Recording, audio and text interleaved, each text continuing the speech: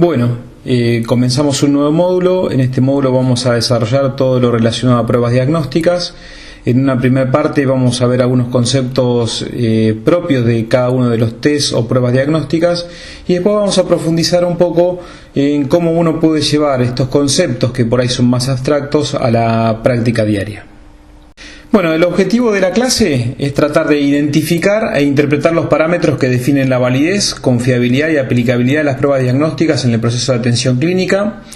Ustedes pueden ver en este objetivo que, digamos, lo de validez y confiabilidad está más relacionado al desempeño de cada una de los test o pruebas diagnósticas que uno puede tener en la práctica diaria. Y lo de aplicabilidad es cómo llevar a la práctica todos estos conocimientos que pueden llegar a ser un poco abstractos en el proceso de atención clínica. Para ello, lo que vamos a desarrollar es una serie de puntos en los cuales vamos a tratar de definir y cuáles son los objetivos de los test diagnósticos, cuáles son los propósitos de los datos diagnósticos, las estrategias del modelo diagnóstico, las pruebas diagnósticas, qué es prevalencia, sensibilidad, especificidad y los valores predictivos, unas reglas mnemotécnicas y qué es lo que significan las siglas SPIN y CENEX, los puntos de corte, y vamos a hablar un poco de curvas ROC, sobre todo en aquellos test diagnósticos que tienen como medida que son cuantitativos o continuos. Y después vamos a ver lo que es la probabilidad de la enfermedad y la probabilidad post-test. Es decir, a partir de los datos de diagnósticos que nos dé la prueba, es evaluar, una vez que tenemos ese resultado, cuál es la probabilidad de que el paciente que nosotros tenemos enfrente realmente tenga la enfermedad. Primero definamos qué es diagnóstico, y me parece que por ahí es interesante siempre ante una palabra buscar la etimología de la misma, y vemos que diagnóstico significa a través del conocimiento. Y en el contexto de salud podríamos decir que diagnóstico se denomina el análisis que se realiza sobre la base de datos y hechos recogidos y ordenados sistemáticamente para determinar y juzgar mejor qué es lo que está pasando. Es decir, en definitiva, lo que uno quiere hacer a través del diagnóstico es acercarnos lo más posible a la verdad, es decir, qué es lo que le está pasando a un paciente en forma individual o a una comunidad. Y esto tiene unas relevancias, digamos, y desde el punto de vista del paciente individual, el diagnóstico sirve para confirmar la presencia de la enfermedad, juzgar la gravedad de la misma, predecir la evolución clínica, estimar la respuesta probable al tratamiento y determinar la respuesta efectiva al tratamiento.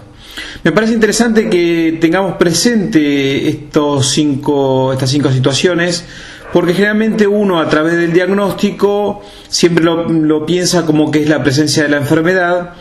Y hay varios test diagnósticos y pruebas de diagnóstico que brindan mucha más información que solamente la presencia de la enfermedad.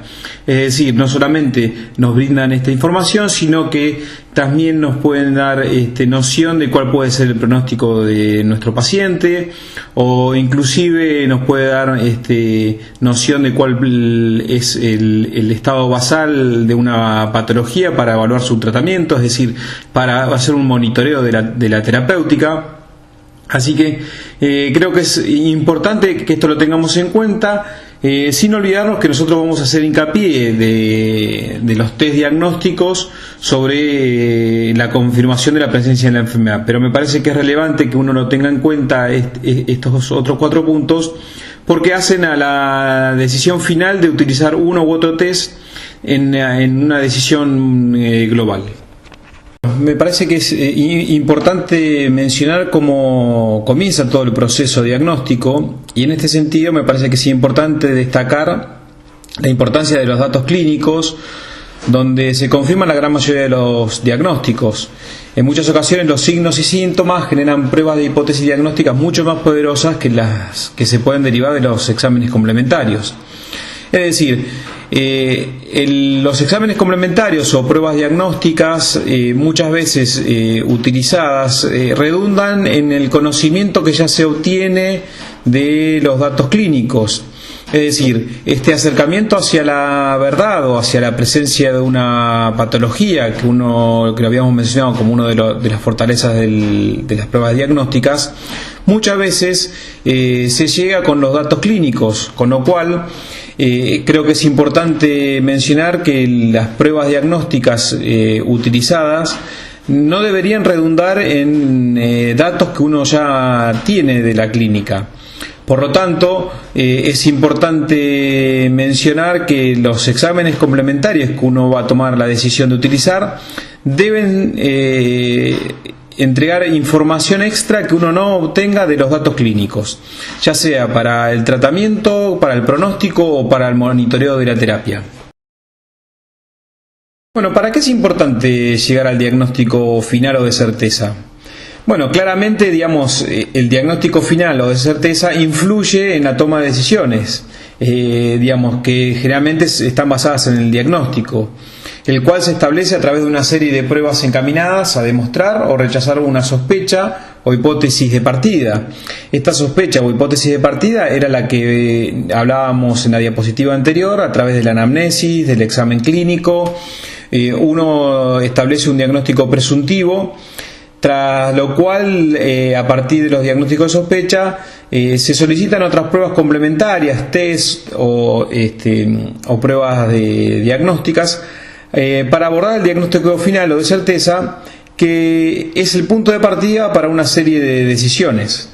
Bueno, con respecto a las pruebas diagnósticas, acá hay que diferenciar dos cuestiones. Una es que la validez de una prueba depende exclusivamente de la prueba, es decir, de la robustez que tiene el test diagnóstico per se, ya sea de sus cuestiones analíticas, pero por otro lado las estimaciones numéricas que se obtengan de la misma van a depender de la prevalencia y las características clínicas de los pacientes que se hayan estudiado. Es decir, hay unas cuestiones netamente analíticas que son propias de la prueba, y hay otras características que hay que tener en cuenta, que son las características en el campo de aplicación, ya sean clínicas o de investigación. Acá hay que tener en claro algunas cuestiones que, para hablar de pruebas diagnósticas, y cuando hablamos de las características clínicas de los pacientes que se hayan estudiado, está claro que cualquier prueba diagnóstica, por más baja validez que tenga, va a tener la fortaleza de discernir entre aquellos pacientes que están muy enfermos de aquellos pacientes que no lo están. Por lo tanto, hay que tener en cuenta que una prueba diagnóstica, para que tenga una utilidad clínica, es aquella que nos brinda información en aquellas cuestiones clínicas o procesos clínicos en donde la situación no está del todo clara, en donde, acompañado por la prevalencia y acompañado por los datos clínicos, en la prueba diagnóstica puede brindar información valedera que puede modificar la toma de decisiones. Me parece que es importante mencionar un concepto en este punto, que es el de normalidad, ya que luego de la realización de las pruebas diagnósticas sigue la interpretación, y muchas veces esta interpretación va de la mano de lo que uno considera como normal. En este punto creo que es importante mencionar que lo de normalidad va siempre en este contexto de las pruebas de diagnóstica. Para ello, digamos, hay distintos enfoques de lo que es normalidad. Desde la estadística nosotros podemos evaluar que es normal aquello que es frecuente, y uno esto lo evalúa con la curva de Gauss.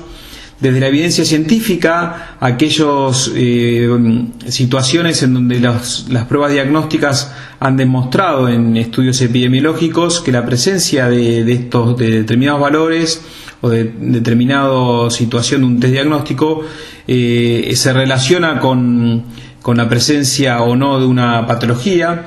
Con un enfoque terapéutico, es decir, aquellos valores de las pruebas diagnósticas en donde una intervención terapéutica es efectiva, y aquellos que conocemos como normalidad dentro de los valores culturalmente deseables, y en este punto uno podría mencionar como ejemplo el índice de masa corporal o el peso, y más que todo con la imagen corporal que culturalmente uno pueda tener aceptado.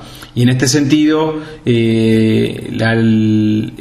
que tenga la sociedad como normal es aquello que uno va a considerar como que es o que es culturalmente deseable. Bueno, el título dice certeza o probabilidad.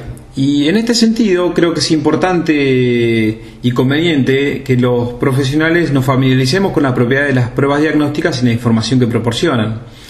Es decir, siempre vamos a estar hablando de la probabilidad de que un test diagnóstico nos acerque a la realidad, pero a través del teorema de Bayes, que fue enunciado por el matemático y religioso inglés Thomas Bayes, expresa la probabilidad condicional o probabilidad combinada. En este sentido es qué tan probable es A dado una probabilidad B, y para hacerlo más explícito es cuál es la probabilidad de que un paciente tenga una enfermedad a través de un test diagnóstico que tiene un resultado B.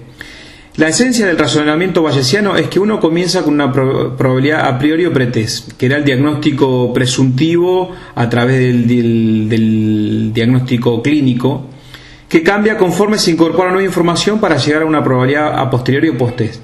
Es decir, a partir del diagnóstico presuntivo de los datos clínicos y de la anamnesis, la información que uno obtiene de los test diagnósticos debe incorporarse en esta para poder llegar a la probabilidad posterior o probabilidad post-test, que muchas veces puede ser el diagnóstico de certeza.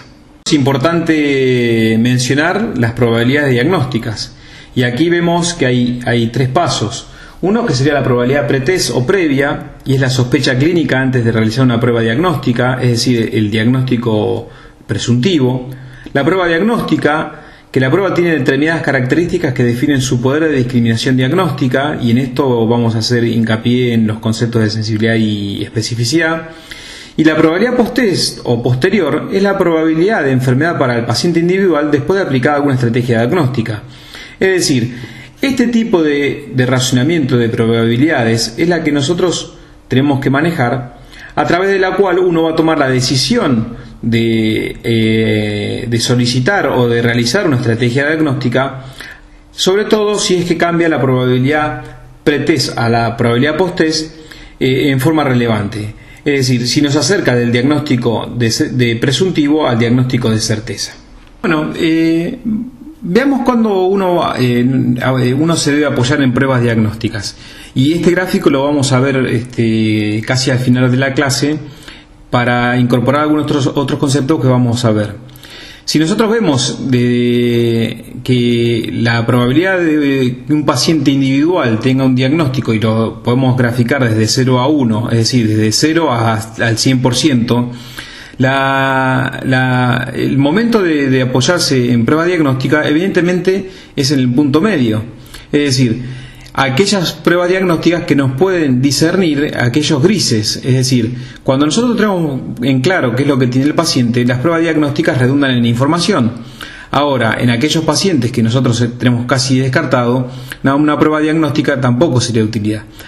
Y por otro lado, digamos, las pruebas diagnósticas, cualquier prueba diagnóstica, por más débil que sea, puede diferenciar a aquellos pacientes que tienen una gran carga de enfermedad de aquellos pacientes que no la tienen. Ahora bien, en el punto medio, es decir, entre P1 y P2, la cosa es mucho más compleja, con lo cual uno debe tener otros elementos para la toma de decisiones. No solamente el desempeño de la prueba diagnóstica en el paciente individual, sino algunas otras cuestiones como pueden ser la terapéutica. Meternos de lleno con las pruebas diagnósticas, me parece que es importante repasar algunos conceptos que se vieron en módulos anteriores, y en esto es cómo se miden las variables. Y en esto me parece importante, ya que, como van a ver, muchas de los test diagnósticos o de las pruebas diagnósticas se miden en distintas escalas. Y así es útil recordar que las nominales se producen en categorías sin ningún tipo de orden aparente, son las que conocemos como dicotómicas. Generalmente las pruebas diagnósticas pueden tener un resultado positivo o negativo, o presente o ausente. Aquellas que son escalas ordinales, es decir, que poseen cierto orden o rango inherente, pero los intervalos entre categorías no pueden especificarse. Por ejemplo, el edema en las extremidades uno podría establecerlo entre 1 a 4 cruces, o los soplos entre el grado 1 a 4.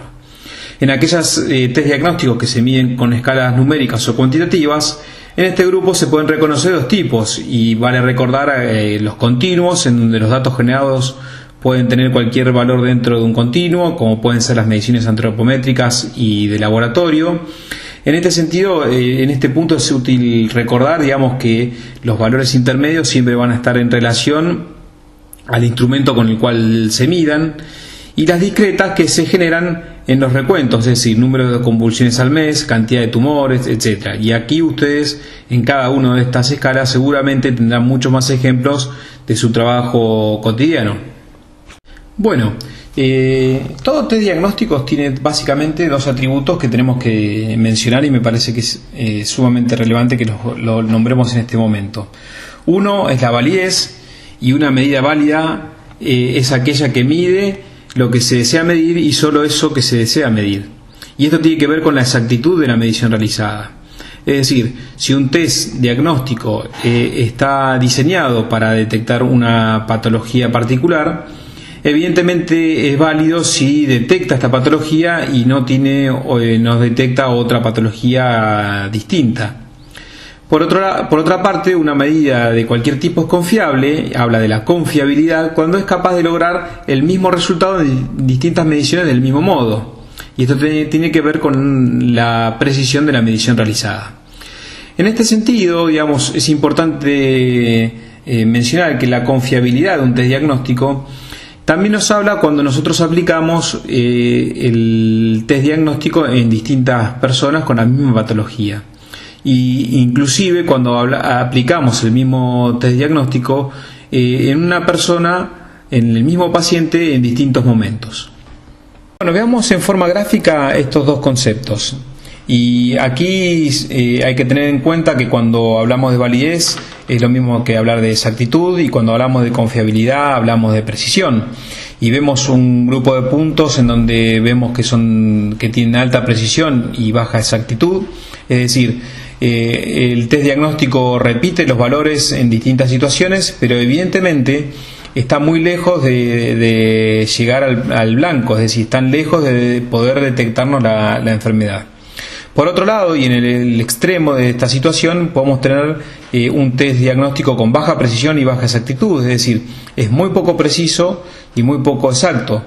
En este caso, digamos, el test diagnóstico no repite los valores que ante distintas situaciones, y tampoco están cercanos al blanco, es decir, tampoco están detectando la patología. Por lo tanto, es importante destacar que un test diagnóstico que nosotros tengamos para utilizar sería aquel que sea altamente preciso y con una alta exactitud, es decir, que tengan una alta validez y sean confiables. Es decir, que den en el blanco y que nos detecten la patología, y que ante distintas situaciones o ante distintos pacientes el comportamiento del test diagnóstico sea el mismo. Por eso, ante estas tres situaciones, el test diagnóstico a elegir es aquel que es válido y preciso. Bueno, veamos otros dos atributos de los test diagnósticos. Veíamos recién la validez y la confiabilidad, que son más que nos hablan de la robustez y del comportamiento analítico de un test. Pero vayamos ahora a hablar de dos conceptos que son la sensibilidad y la especificidad. Y en este sentido, la discriminación diagnóstica de una prueba es la capacidad que tiene para discriminar entre sanos y enfermos. Y vemos que la sensibilidad, y en este caso son la tasa de los verdaderos positivos, es la probabilidad de que la prueba dé positiva si el individuo está enfermo.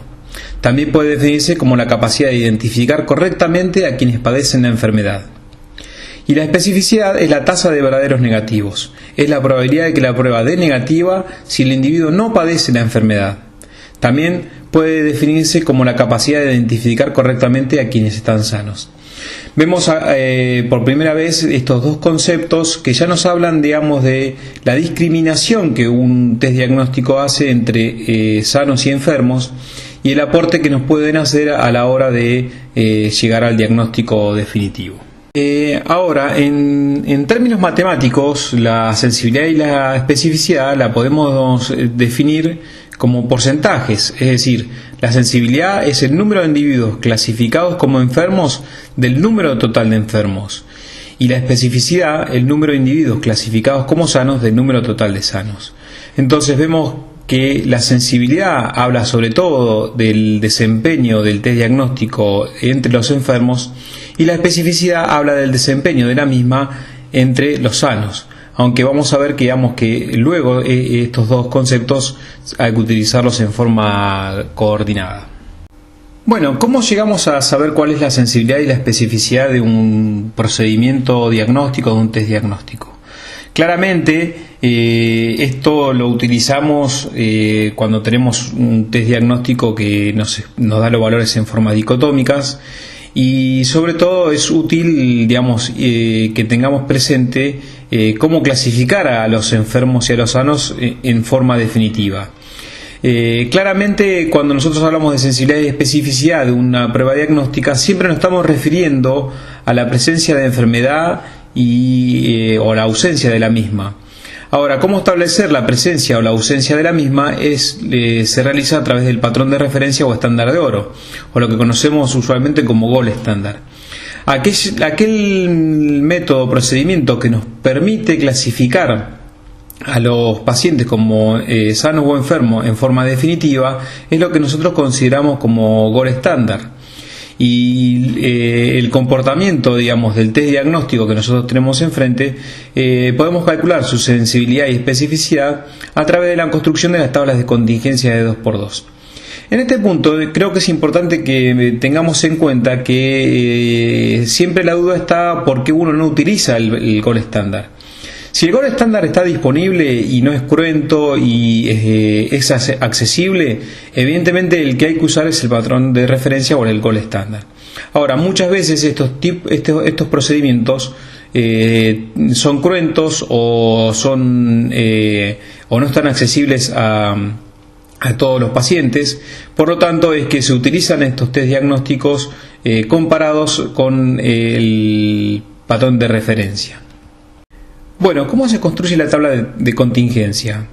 Por empezar, nosotros tenemos clasificados a los pacientes como enfermos o sanos a través del patrón de oro, que como veíamos establece el verdadero estado del paciente, determinado a partir de un procedimiento diagnóstico definitivo. Y por otro lado tenemos los resultados de los test, que en este caso podemos tener el resultado como test positivo o test negativo.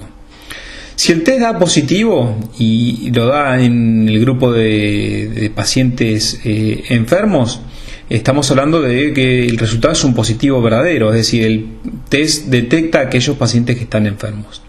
Por otro lado, si el test da positivo, pero el paciente estaba sano según nuestro patrón de referencia, ese resultado nosotros lo podemos considerar como un falso positivo. Ahí ustedes ven en el cuadro de la tabla de contingencia que los positivos verdaderos nosotros los vamos a llamar con la letra A y los falsos positivos con la letra B. Y si ustedes observan en la fila de los totales, la sumatoria de A más B serían los totales de positivos que tiene el test en este grupo de pacientes. Ahora bien, si el test da negativo y el paciente estaba enfermo según nuestro patrón de oro, nosotros podríamos decir que este resultado es un falso negativo, porque el paciente está enfermo y nosotros lo catalogaríamos con este test como negativo. Por otro lado, si el paciente estuviera sano y nosotros el test da negativo, estaríamos hablando de un verdadero negativo. En el futuro nosotros vamos a llamar al primer grupo de falsos negativos con la letra C y a los verdaderos negativos con la letra D. Si ustedes observan al final de la fila, la sumatoria de estos dos grupos hablaría de la cantidad de test negativos que nosotros tenemos en este grupo. Por otro lado, si nosotros vemos las columnas, la sumatoria de A más C sería el número total de pacientes enfermos y la sumatoria de los falsos positivos, que serían los B, y los verdaderos negativos, que sería la A, el D, serían la sumatoria de grupos del grupo sano. Es importante tener en cuenta que, como venimos diciendo, cualquier test diagnóstico diferencia claramente de aquellos pacientes que están sumamente enfermos de aquellos pacientes que no lo están. Por lo tanto, es importante mencionar en este punto que cuando ustedes evalúen un test diagnóstico que están probando, aquellos pacientes a los cuales se los van a explicar tienen que ser pacientes que uno no tenga muy en claro cuál es el diagnóstico final y que sean aquellos grupos de pacientes en los cuales el diagnóstico de certeza no sea tan claro. Este es un concepto que me parece que es importante mencionar y que recordemos que si una prueba es 100% sensible y tiene un resultado negativo, es posible asegurar que ese paciente no tiene la enfermedad.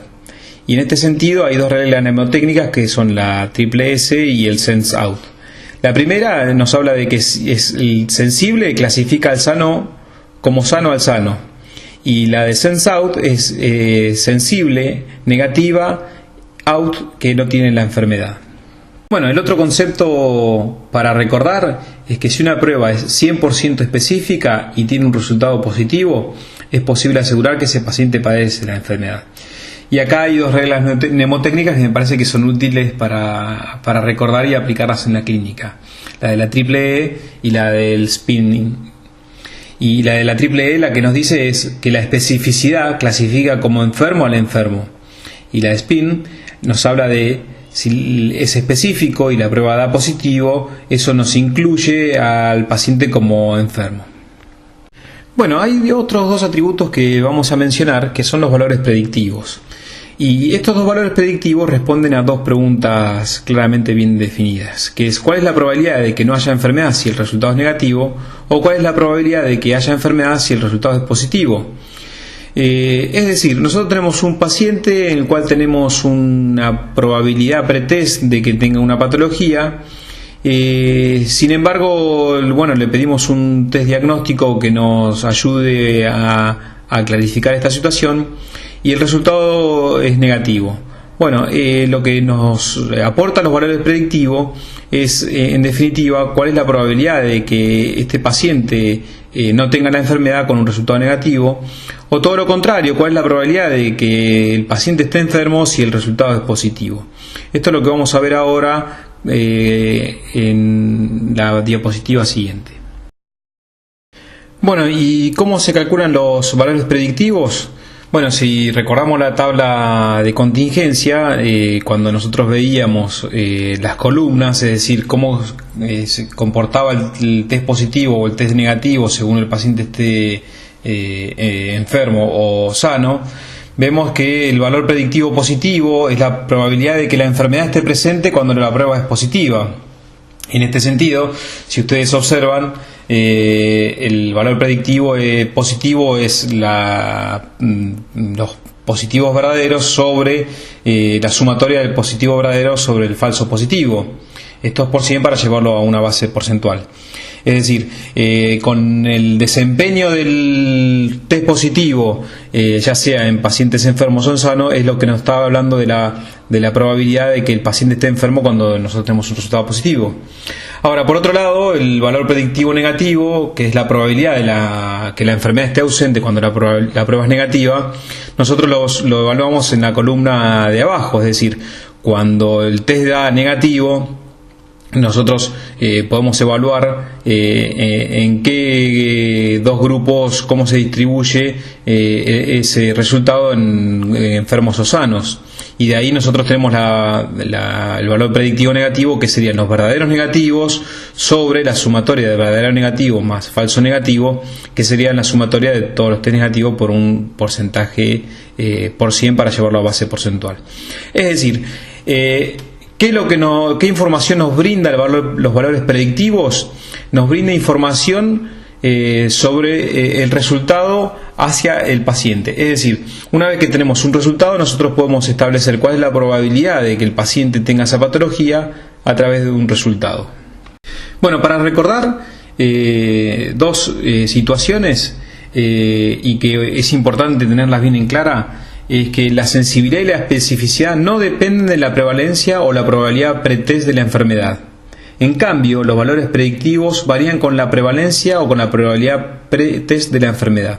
Ahora vamos a ver como un ejemplo cómo van variando estos valores, pero estas dos situaciones me parece que es importante que las tengamos presente, porque la sensibilidad y especificidad hablan de la fortaleza y de la robustez de un test diagnóstico, Y de los valores predictivos nos hablan de la probabilidad de que un paciente tenga una patología en distintos contextos. Es decir, no es lo mismo cómo tomar un resultado positivo en un grupo de pacientes que tienen una alta prevalencia o una alta probabilidad de tener la patología, de un valor positivo en aquellos de un test diagnóstico en un grupo de pacientes que tienen una baja prevalencia o una baja probabilidad pretest de tener esa patología. Bueno, veamos este ejemplo. En este ejemplo vemos dos tablas de contingencia del comportamiento de un test ante dos grupos de pacientes enfermos y sanos, y en dos situaciones particulares. En la primera vemos con una prevalencia del 15% en un total de pacientes de 1088 pacientes, y en la segunda vemos que hay una prevalencia de esta enfermedad del 8% en un total de 1006 pacientes. Si ustedes se fijan, digamos, el comportamiento de la sensibilidad y la especificidad en estas dos situaciones no se modifica, pero sí se modifica los valores predictivos. Este punto me parece que es importante, más allá del ejemplo numérico, que tengamos en cuenta este concepto de la modificación de los valores predictivos ante distintas situaciones. Es decir, y en forma práctica, un resultado positivo en un contexto de un primer nivel de atención puede ser interpretado de forma diferente, y debe ser interpretado en forma diferente de un test del mismo test positivo en un servicio de emergencia. Por eso es importante tener en cuenta cómo van modificándose los valores predictivos en función de la prevalencia de la patología en cuestión. Y en este sentido, prevalencia y probabilidad pretest tienen la misma información. Es decir, la prevalencia de infarto agudo miocardio es mucho más alta en un servicio de urgencia o un servicio de cardiología que lo que puede llegar a ser en un primer nivel de atención. Por lo tanto, la interpretación de los test diagnósticos que se utilicen a posteriori, la interpretación debe ser tomada en forma diferente. Bueno, les propongo que hagamos este ejercicio como para evaluar un poco los conceptos que estuvimos viendo hasta ahora. Y esta es una situación clínica en donde hay un paciente que tiene distintos datos clínicos, ya sea la fiebre o un paciente con síntomas por 3 o más días, y cuál es la probabilidad de que tenga una faringitis por estreptococo. En este caso ustedes van a ver que las tablas de contingencia están construidas con la presencia de fiebre o no, o con la duración de mayor o igual a 3 días o menor de 3 días, comparado con la presencia de estreptococo por cultivo, que sería el gol estándar. Así que les propongo que calculen las sensibilidades, las especificidades y los valores predictivos, y lo podamos discutir en el foro. Bueno, ahora nos encontramos en un dilema, porque en realidad esto suena todo muy lindo, pero ahora que ya sabemos qué es la sensibilidad, la especificidad y los valores predictivos, ¿tenemos todo resuelto? Estos datos nos permiten evaluar las características operativas de una prueba, pero en definitiva, ¿cómo influyen en la toma de decisiones? Por eso es importante que incorporemos otro concepto como la razón de verosimilitud, que es el resultado de un conjunto de características de la prueba. Es como una función que indica cuánto cambia la sospecha clínica en función del resultado de la prueba. Es decir, nos mueve de la probabilidad pretest a la probabilidad posttest. En definitiva, nos dice cuánto nos acercamos desde el diagnóstico presuntivo al diagnóstico de certeza. Bueno, ¿qué son las razones de verosimilitud o likelihood ratio, que es lo que uno puede llegar a encontrar en la literatura? Y volviendo un poco al principio, a partir de nuestro diagnóstico de sospecha o la probabilidad pretest de la presencia de una patología en un paciente, el resultado de un test diagnóstico es lo que nos va a modificar esta probabilidad pretest que nosotros tenemos. La razón de verosimilitud positiva refiere cuánto aumenta la probabilidad de enfermedad si el test es positivo. mientras que la razón de verosimilitud negativa habla de cuánto disminuye la probabilidad de si el test es negativo. En definitiva, la información que nos brinda la razón de verosimilitud es cuánto nosotros nos podemos mover hacia la certeza o hacia descartar un diagnóstico presuntivo a través de una prueba del resultado de una prueba diagnóstica. Bueno, ¿cómo se calcula la razón de verosimilitud positiva? Bueno, la razón de verosimilitud es el cociente entre la fracción de los verdaderos positivos, que era la tasa de sensibilidad, y la fracción de falsos positivos, que es 1 menos la tasa de verdaderos negativos, que es la especificidad. Es decir, se calcula dividiendo la probabilidad de que un individuo con una condición tenga el resultado positivo sobre la probabilidad de un individuo sin la condición teniendo un resultado positivo. Otra de las formas que lo podemos calcular es la sensibilidad sobre 1 menos especificidad, que es lo mismo de dividir los verdaderos positivos sobre los falsos positivos. Por otro lado, la razón de verosimilitud negativa, el razonamiento es similar, se calcula entre el cociente entre la fracción de los falsos negativos, es decir, 1 sobre la sensibilidad, y la fracción de los verdaderos negativos, que era la especificidad, y se calcula dividiendo la probabilidad de un resultado negativo en presencia de enfermedad entre la probabilidad de un resultado negativo en ausencia de la misma. También se puede calcular como 1 menos la sensibilidad sobre la especificidad, que es lo mismo de dividir los falsos negativos sobre los verdaderos negativos.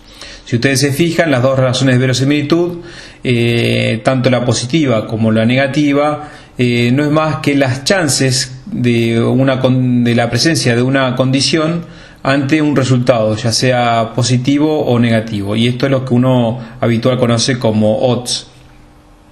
Bueno, ¿cómo se interpretan las razones de verosimilitud? Los cocientes que uno obtiene de los cálculos que recién veíamos, ya sean para las razones de verosimilitud positivo o negativo, tienen básicamente la misma interpretación. Y a partir de los valores que uno obtiene de estas razones, es la modificación de la probabilidad pretest hacia la probabilidad posttest. Por eso, si nosotros tenemos una prueba que tiene una razón de verosimilitud mayor de 10 o menor de 0,1, la prueba discrimina muy bien y genera cambios importantes y a menudo concluyentes. Es decir, modifica sustancialmente la probabilidad pretest a la probabilidad posttest. Si los cocientes tienen un valor entre 5 y 10 o 0,2 a 0,1, generan cambios moderados. Si el cociente es entre 2,5 o entre 0,5 y 0,2, generan cambios pequeños de la probabilidad. Y si las razones de verosimilitud tienen cocientes entre 0,5 y 2, apenas discriminan, es decir, no aportan en grado suficiente a cambiar la probabilidad pretest hacia la posttest. Esto significa que este tipo de test diagnósticos uno debería tratar de evitarlos su utilización, ya que el aporte que pueden hacer al cambio de conducta o a abordar al diagnóstico definitivo es muy poco, con lo cual uno debería inclinarse a utilizar test diagnósticos con cocientes o razones de verosimilitud mayores de 10 o menores de 0,1, que son aquellos que pueden dar un aporte contundente modificando sustancialmente la probabilidad pretest. Bueno, veamos en forma gráfica cómo puede ser la utilidad clínica de las razones de verosimilitud. Y en forma lineal, si nosotros tenemos una probabilidad o un diagnóstico presuntivo de un paciente, que lo podemos definir que tiene un valor entre 0 y 100, la razón de verosimilitud lo que va a hacer es que nos acerquemos al 100 o nos acerquemos al 0 a partir del valor del test, del resultado del test. Es decir, pues ya sea positivo o negativo, y a través de las razones de verosimilitud, nosotros el diagnóstico presuntivo o la probabilidad pretest de que el paciente tenga una patología en particular se puede acercar a 100, es decir, dar el diagnóstico definitivo, o acercarse a 0 y darnos el diagnóstico también definitivo, pero en este caso descartándola. Para poder utilizarla en forma cuantitativa, existe lo que se llama el nomograma de Fajan, y lo que establece es en la línea de la izquierda es el valor o la probabilidad pretest, en la línea del medio está la razón de verosimilitud, y en la línea de la derecha nosotros lo que tenemos es la probabilidad post-test. Entonces, a través del valor de la razón de verosimilitud que nosotros obtenemos en nuestro test diagnóstico, vemos si se modifica o no nuestra probabilidad pretest y nos calcula la probabilidad post-test.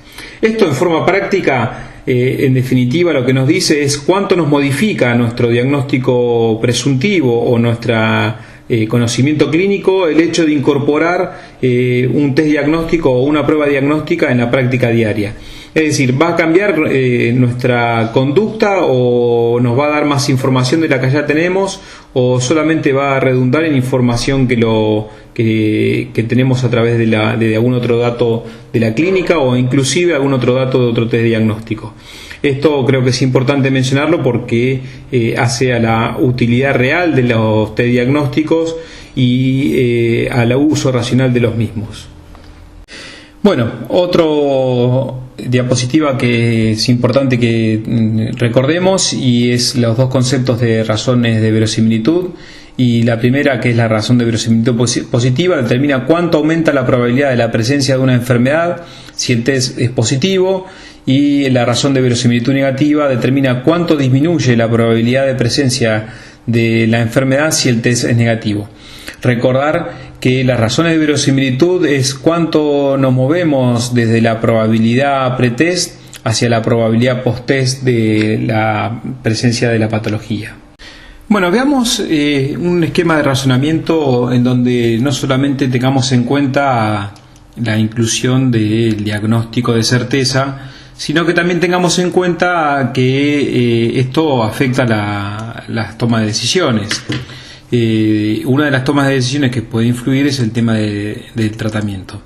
Si nosotros vemos y establecemos nuevamente una probabilidad de que el paciente tenga la enfermedad entre 0 y 1 o entre 0 y 100, hay dos puntos o dos extremos en donde claramente la toma de decisión sobre la realización del test diagnóstico es mucho más sencilla.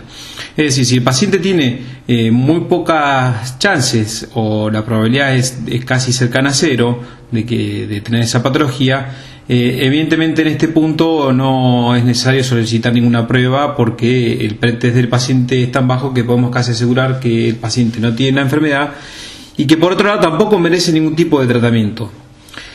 Ahora, en el otro extremo, digamos, donde la probabilidad de que el paciente tenga la enfermedad es casi cercana a 100%, en este punto tampoco se solicita la prueba, porque los elementos con los que se cuentan ya permiten iniciar el tratamiento y ninguna prueba que se pueda solicitar puede cambiar esa conducta. En este punto acá es importante mencionar que, como decíamos al principio, muchas veces las pruebas diagnósticas brindan otro tipo de informaciones que pueden sí servir como monitoreo de la terapia o como pronóstico, con lo cual en este punto sí cambiaría la decisión de solicitar o no la realización de un test diagnóstico. Ahora bien, en el punto medio, digamos, entre lo que podemos marcar en el gráfico con la P1 o P sub 2, ahí es donde por ahí es mucho más complejo la toma de decisiones para la realización de la prueba diagnóstica. Y esto uno tendría que ver si el paciente se beneficiará en mayor medida con pruebas con alta sensibilidad y valor predictivo negativo, cuanto más cerca está de P1, es decir, un resultado negativo descarta la enfermedad, y por otro lado con uno de alta especificidad y valor predictivo positivo, cuanto más cerca esté de P sub 2, donde los resultados positivos confirman la enfermedad. Como vemos, es importante tener en cuenta estos desenlaces a la hora de solicitar las pruebas diagnósticas para no sumar confusión al razonamiento. Las pruebas diagnósticas se solicitan solo si la información que aportan modificarán la conducta en el paciente. Por eso, la el esquema de racionamiento en este punto en particular incluimos el tema del tratamiento, ya que, digamos, el sumar pruebas diagnósticas a situaciones particulares o en patologías donde no existen tratamiento probablemente no produzca ningún tipo de beneficio, sino todo lo contrario, que pueden producir algunos otros perjuicios, como estudios ulteriores o tratamientos innecesarios, o inclusive una carga de enfermedad en la persona, que indudablemente esto puede traer algún tipo de consecuencia en su vida diaria. Por lo tanto, insisto que la toma de decisiones sobre la realización de un test diagnóstico tiene que tener en cuenta este tipo de situaciones. Bueno, ¿qué pasa si los test diagnósticos que nosotros utilizamos son medidos en variables continuas, como pueden ser varios de los test de laboratorio? En este caso, digamos, es importante establecer un punto de corte, es decir, aquellos que no nos establezcan la presencia o la ausencia de enfermedad. Para esto último, digamos, una de las estrategias que se incorporó es el análisis de las curvas de las características operantes del receptor, o lo que más conocido como las curvas ROC o curvas de rendimiento diagnóstico. Es importante saber que, digamos, las curvas ROC se demuestran cómo varía la sensibilidad y la especificidad en sentido inverso conforme varía el punto de corte de la prueba diagnóstica, el punto que define como positiva o negativa.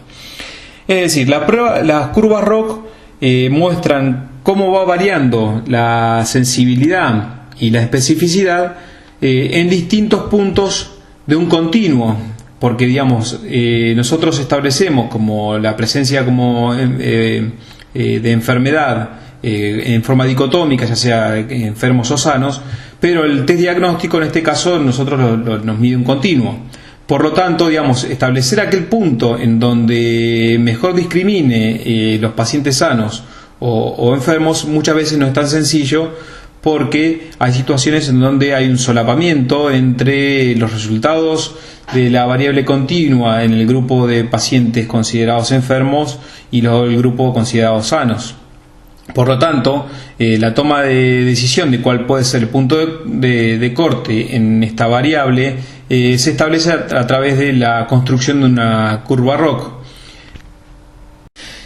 Veamos en este gráfico para establecer un poco cómo es la situación. Digamos, nosotros por debajo tenemos una variable continua en donde nosotros queremos establecer con la recta amarilla un punto de corte. Vemos, digamos, que tenemos un grupo de pacientes sanos y un grupo de pacientes enfermos, y si nosotros establecemos ese punto de corte, vamos a ver que dentro de la población de sanos vamos a tener un grupo que van a estar clasificados como verdadero negativos, pero por otro lado hay un grupo de sanos que van a estar clasificados como enfermos, que son los falsos positivos. Y a su vez, dentro del grupo de pacientes enfermos, vamos a tener pacientes que están clasificados correctamente, es decir, pacientes que son positivos o verdaderos, pero va a haber pacientes que están clasificados como sanos y son falsos negativos. La modificación de este punto de corte hacia la derecha o hacia la izquierda va modificando los valores del comportamiento del test diagnóstico y cómo se van distribuyendo los pacientes sanos y los pacientes enfermos, y por lo tanto esto impacta en los valores de la sensibilidad y especificidad. Y esto es cómo se va construyendo la curva ROC. Es decir, modificando el punto de corte en distintas situaciones, uno lo que hace es calcular los valores de sensibilidad y especificidad, y después lo que se grafica es el comportamiento de la sensibilidad y especificidad en este test diagnóstico. Veamos con un ejemplo cómo es el comportamiento de un test diagnóstico, que en este caso es la ferritina sérica, que se mide en forma continua, con respecto a un trastorno como es la anemia ferropénica, que se establece a través de el gol estándar, que es la correlación de Peirce en aspirado de médula ósea.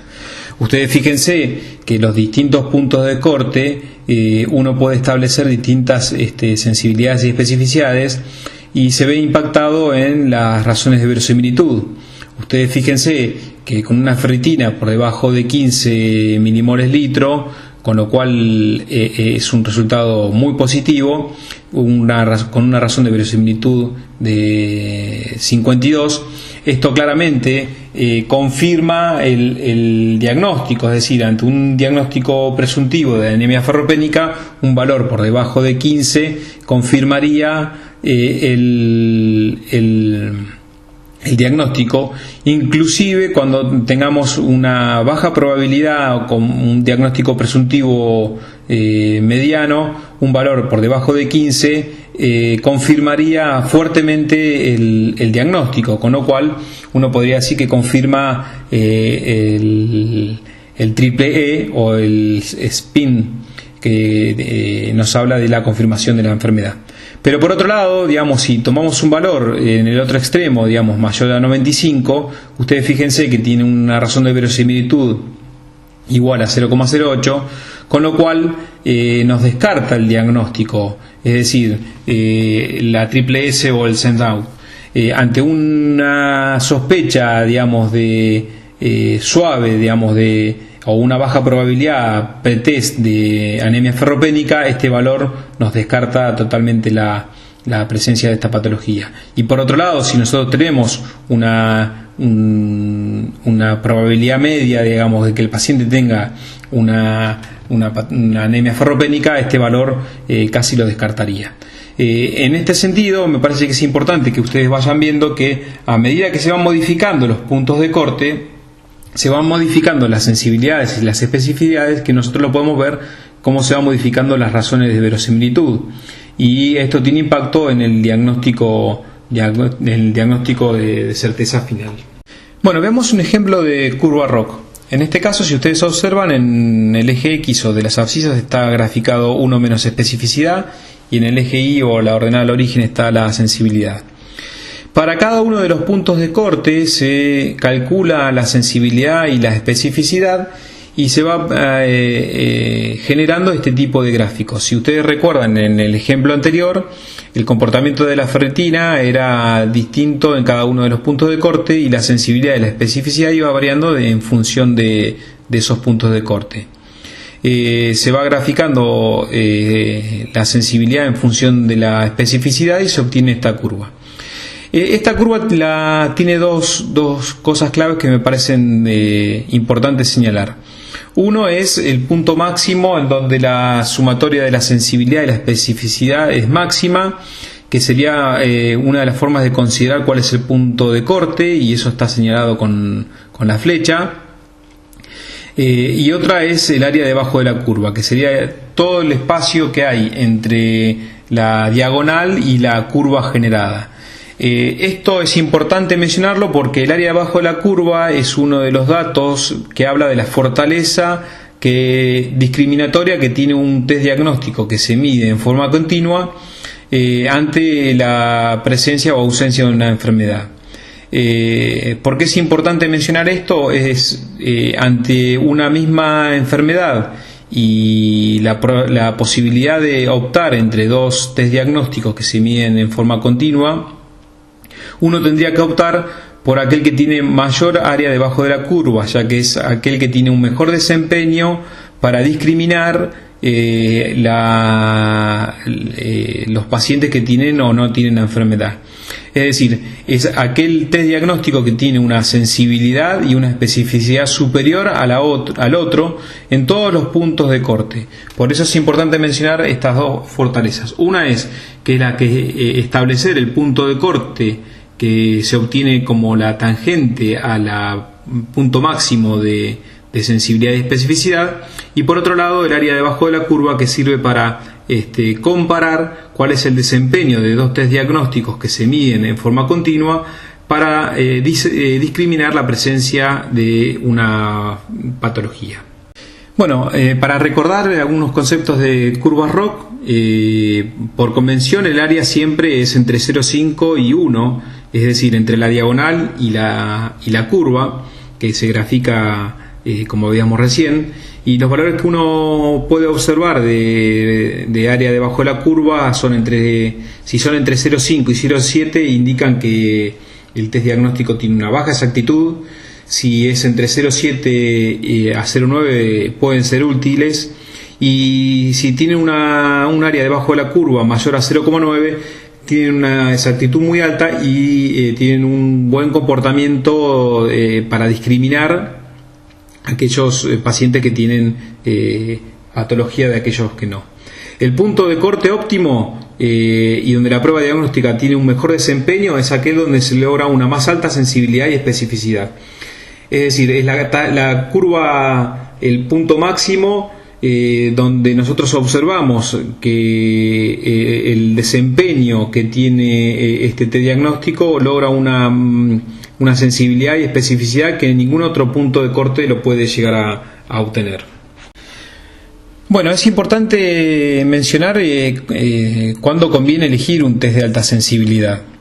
Y esto es cuando no diagnosticar la enfermedad puede resultar fatal para los enfermos. Es decir, enfermedades peligrosas pero tratables, como pueden ser los linfomas, el cáncer del cuello del útero, cáncer de mama, tuberculosis, etc. Recordemos que cuando hablamos de sensibilidad hablamos de descartar sanos. Por eso un falso positivo que no produzca serios trastornos psicológicos y económicos para pacientes es importante que se tenga en cuenta. Y en general las pruebas de rastreo deben ser de alta sensibilidad para poder captar a todos los enfermos. Bueno, por otro lado, ¿cuándo conviene elegir un test de alta especificidad? Y bueno, cuando exista un gran interés por conocer la ausencia de enfermedad o cuando diagnosticar a un paciente de un mal que realmente no padece puede acarrear graves consecuencias, ya sean físicas, psicológicas o económicas, como pueden ser enfermedades incurables o cirugías de altísimo riesgo. Y en general las pruebas con alta especificidad son pruebas confirmatorias del diagnóstico, y esto es más que todo para evitar los falsos positivos.